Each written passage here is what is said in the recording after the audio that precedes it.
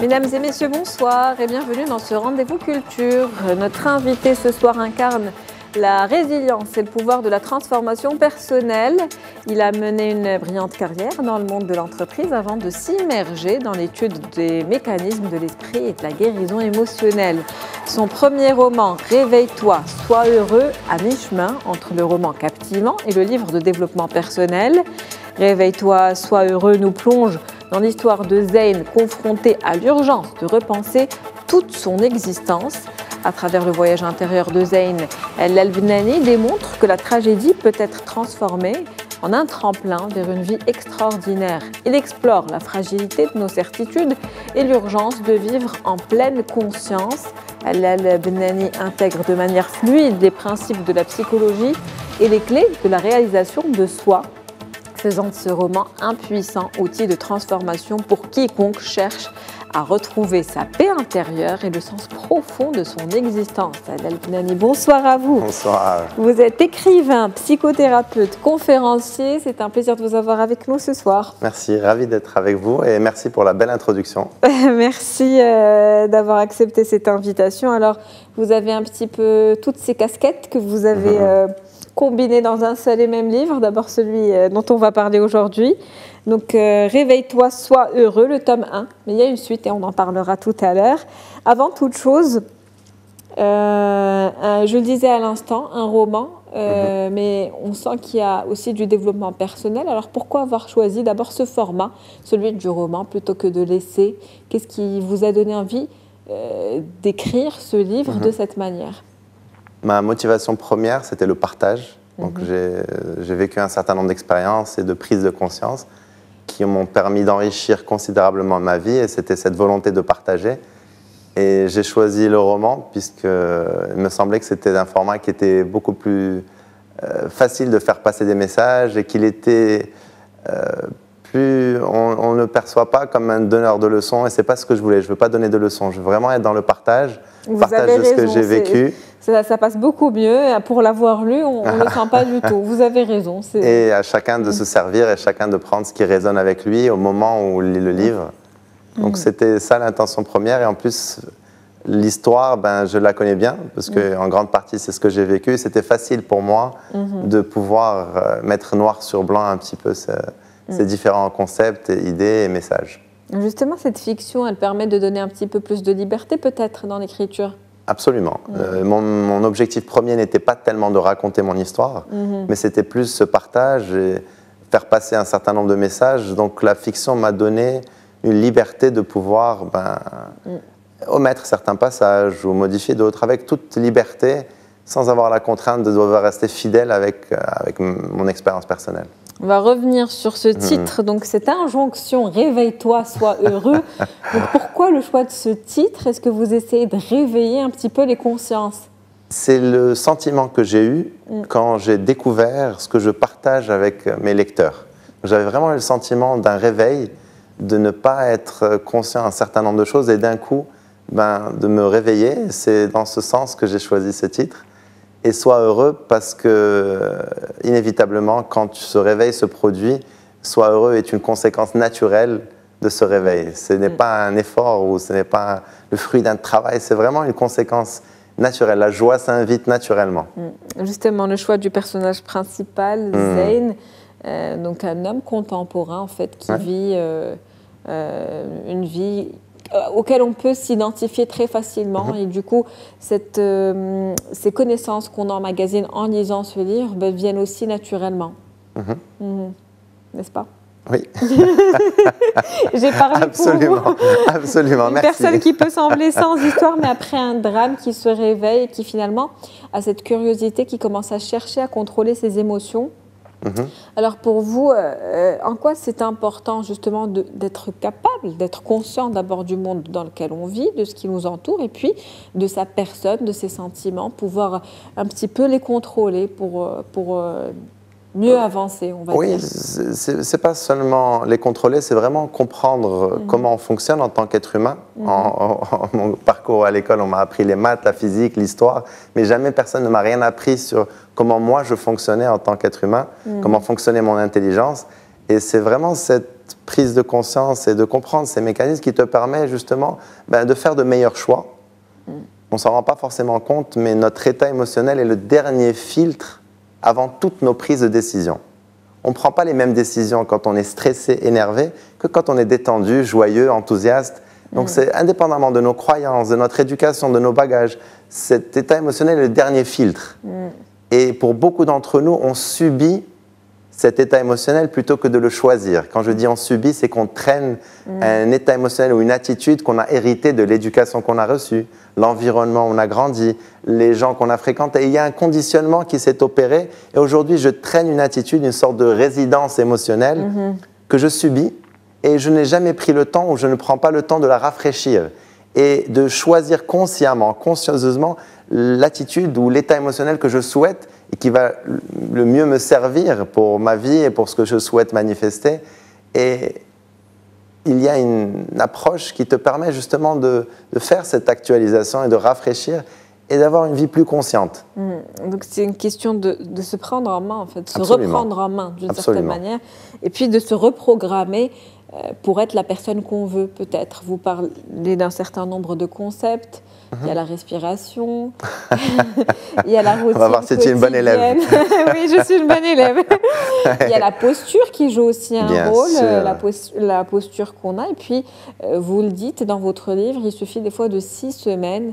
Une nouvelle habitude qu'on fait tous les jours pendant 6 semaines fait que le cerveau l'intègre de manière pleine et entière comme une habitude qui a toujours existé, en fait. Absolument. Donc, est-ce qu'on peut dire justement que lors de l'écriture de ce livre, vous cherchez à expliquer un petit peu ce qu'est le bonheur? Non, c'était pas vraiment mon intention première. Encore une fois, je pense que le bonheur s'invite naturellement. C'est pas en cherchant le bonheur qu'on trouve le bonheur. C'est en enlevant les barrières, justement, et les freins et les obstacles à ce bonheur qui te permet ensuite, c'est comme le ciel, le soleil, c'est les nuages qui empêchent le soleil. Le soleil est toujours là. Est-ce que vous avez une définition du bonheur? Aujourd'hui, je peux te dire que le bonheur, c'est peut-être vivre la vie en tes termes et non pas le script qu'a écrit quelqu'un d'autre pour toi. Donc plus tu es aligné avec tes choix et plus tu marches ta ligne naturelle et plus tes choix t'appartiennent et plus tu es en harmonie et en aligné avec toi, plus ce bonheur s'invite. C'est ce tiraillement entre ce que toi tu veux, ce que la société dicte, ce que ton environnement a dicté et des choix qui ne t'appartiennent pas vraiment, qui te perturbent. Pour faire simple, il y a ensuite toute une profondeur bien évidemment, mais là pour ce premier roman, c'est un peu ça. Le bonheur, c'est pas une quantité d'argent, c'est pas un lieu, c'est pas une relation. C'est vraiment vivre la vie en tes termes et vivre la vie que tu crois que toi, tu souhaites vivre et que tu veux vivre. Et puis c'est vivre aussi le moment présent pleinement. Bien sûr. C'est un départ en fait. On a l'impression que ce roman, ça a été écrit pour avoir des bases. Absolument. Ensuite vient le deuxième, on en parlera tout à l'heure, pour aller un peu plus, pour s'approfondir davantage. Absolument. Le premier, je parle beaucoup de la notion d'hygiène émotionnelle. Pour l'hygiène physique, c'est acquis, c'est admis. On comprend tous que si tu veux sentir bon, tu as besoin de te doucher. Si tu veux avoir une belle dentition, tu as besoin de te brosser les dents. C'est admis. Maintenant, pour l'hygiène émotionnelle, on n'en parle pas assez.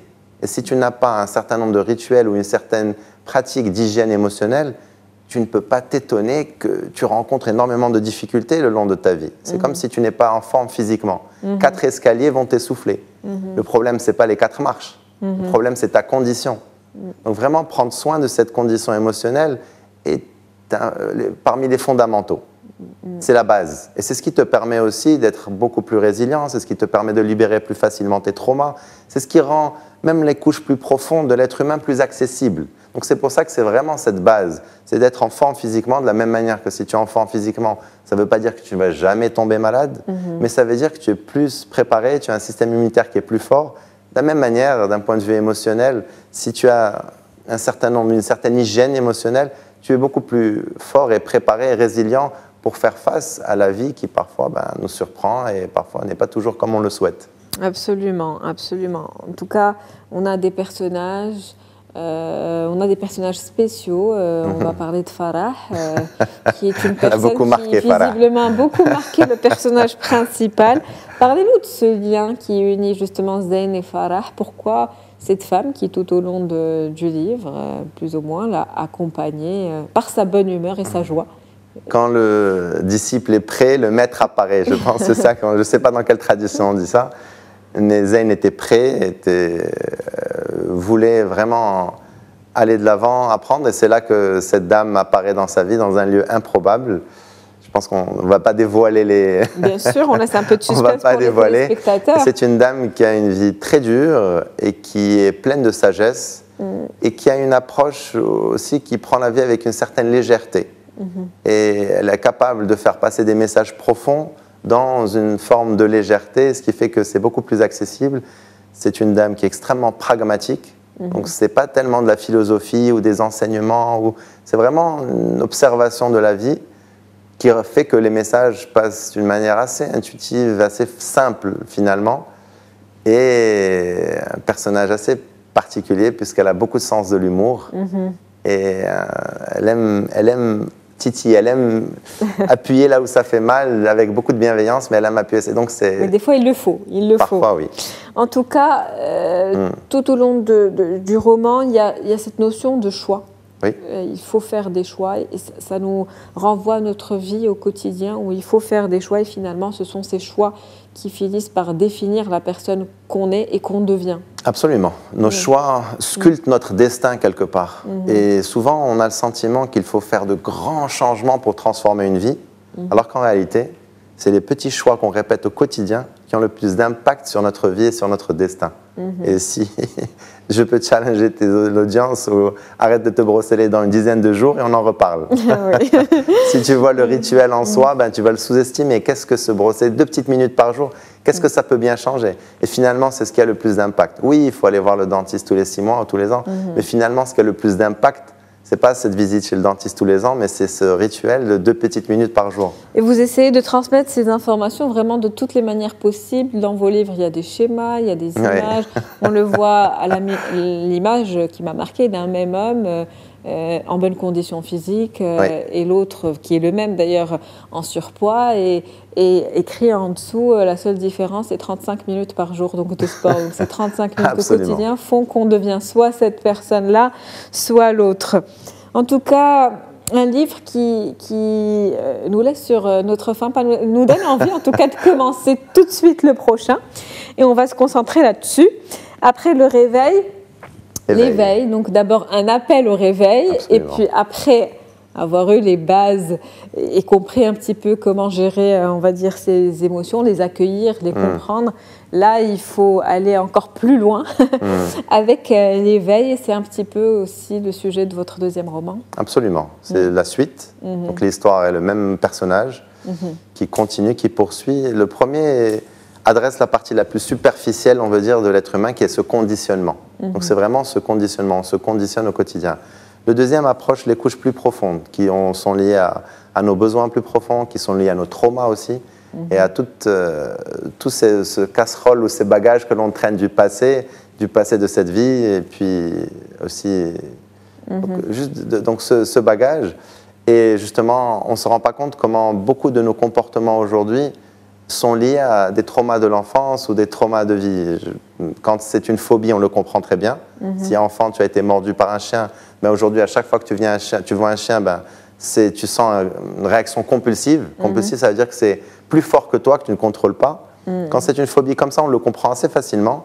Seulement, il y a d'autres comportements qui sont un peu plus subtils. Et des personnes qui ont énormément de mal à prendre la parole en public et qui ont oublié ou qui n'ont pas le souvenir, ben, c'est dans leur enfance, quand ils avaient 7-8 ans, ils ont pris la parole en classe, on s'est moqué d'eux. Et c'est ce trauma qui est responsable de ce comportement aujourd'hui. Donc ils ne sont pas vraiment maîtres et souverains de leur vie. Et là, on rentre un petit peu dans l'inconscience, on va encore plus loin que la conscience. Bien sûr, bien sûr. Est-ce que c'est plus technique ? Dans l'écriture, je parle. Est-ce que c'est tout aussi accessible que le premier roman ? Oui. Mon objectif, c'était que ce soit à la portée de tous. J'ai des adolescents qui lisent les livres et qui comprennent très bien. Donc ça vulgarise bien un petit peu. C'est mon objectif. Mon objectif, c'était vraiment de démocratiser tout ce qui est thérapie, guérison. J'avais besoin du premier pour pouvoir rendre accessible le deuxième. Donc il y a certains fondamentaux, comme tu l'as très très bien dit, qui sont indispensables. Tu as besoin d'avoir une bonne condition, sinon ton système ne te donne pas accès à des couches plus profondes. Donc il y a besoin d'avoir une certaine condition pour pouvoir accéder justement à ces blessures, ces traumas. Et le deuxième livre adresse justement comment soigner, comment se libérer, comment guérir. Et là, on est curieux pour le troisième. Ah, c'est en cours. Est-ce que c'est en cours déjà? Oui. C'est en cours. On a hâte. J'imagine qu'on ira toujours plus loin les uns après les autres. En tout cas, merci à vous, Allal Benani. C'était un plaisir de vous avoir avec nous ce soir comme invité. Je rappelle que vous êtes écrivain, psychothérapeute et conférencier. Merci. Merci à vous. C'est un plaisir d'avoir été là, merci, et au plaisir de nous retrouver. Au plaisir de vous lire à nouveau. Effectivement, le deuxième, je vais m'y mettre. C'est la fin d'Invité Culture, donc pour ce soir. Je vous souhaite une très bonne soirée.